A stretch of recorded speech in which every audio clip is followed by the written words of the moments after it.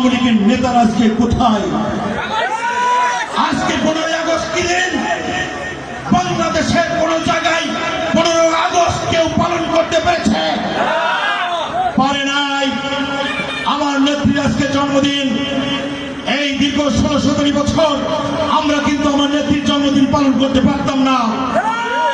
আজকে গর্ব করে বলি, দেশনেত্রী বেগম খালেদা জিয়া আপনাদের খেয়ে আমাদের খেয়ে পালিয়ে যায় নাই।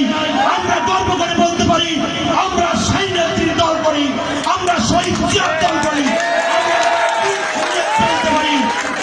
আমরা পালিয়ে যাই, আপনারা পালিয়ে যায় নাই। 12 ফেব্রুয়ারি 2026 সালে নির্বাচনের তারিখ ঘোষণা করেছে। এই নির্বাচনে এখান থেকে ধানের শেষ প্রতীক যাকেই দেওয়া হবে তার পক্ষে আপনারা কাজ করবেন।